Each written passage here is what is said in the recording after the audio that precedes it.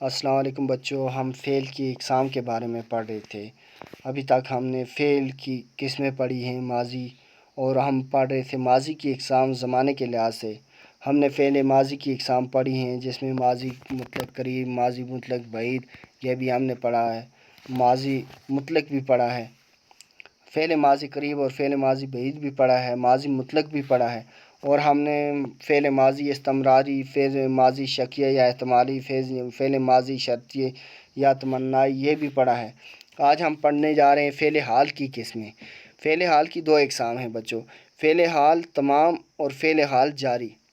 تو بچوں فعل حال تمام میں موجود زمانے یعنی حال کا زمانہ پایا جاتا ہے، یعنی فعل حال تمام جو ہے اس میں کس کا، ہم اسے سیدھے طور پر فعل حال کہیں گے، اور اس میں پورا فعل حال پایا جاتا ہے۔ جیسے لڑکی کتاب پڑھتی ہے، لڑکا بھاگتا ہے۔ بنانے کا طریقہ کیا ہے؟ مصدر کا نا دور کر کے تا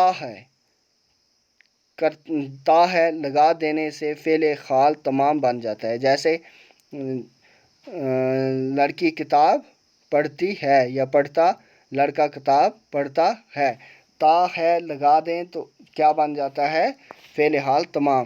اب فعل حال جاری دوسرا، اس میں موجود زمانے کا جاری ہونا پایا جاتا ہے۔ اس میں کیا ہوتا ہے؟ جاری، یعنی کوئی بھی کام جو موجودہ زمانے میں ہو رہا ہوتا ہے وہ کیا ہوتا ہے؟ اس میں جاری حالت میں پایا جاتا ہے۔ تو پہلا کیا ہے؟ جیسے خالدہ لکھ رہی ہے، ماجد آ رہا ہے۔ بنانے کا طریقہ کیا ہے بچوں؟ مصدر کا نا دور کر کے رہا ہے، رہی ہے اور رہے ہیں لگا دینے سے فعل حال جاری بن جاتا ہے۔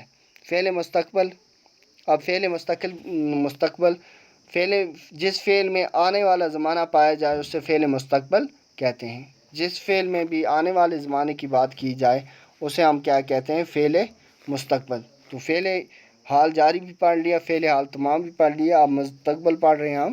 جس فعل میں آنے والا زمانہ پایا جائے اسے ہم کیا کہتے ہیں؟ فعل مستقبل کہتے ہیں۔ جیسے عابد کھانا کھائے گا، ابھی اس نے کھایا نہیں یا اس نے کھایا نہیں تھا بلکہ کھائے گا۔ آسمہ سبق پڑھے گی، آسمہ نے نہ پڑھا ہے نہ پڑھا تھا بلکہ کیا کرے گی؟ ابھی پڑھے گی۔ بنانے کا طریقہ کیا ہے؟ فعل کا نا دور کر کے یہ اور گا لگا دینے سے فعل مستقبل بن جائے گا۔ تو بچوں آج کے لیے اتنا ہی، نیکسٹ ویڈیو میں ہم یہاں سے آگے کا گرامر پڑھیں گے، تب تک کے لیے اللہ حافظ۔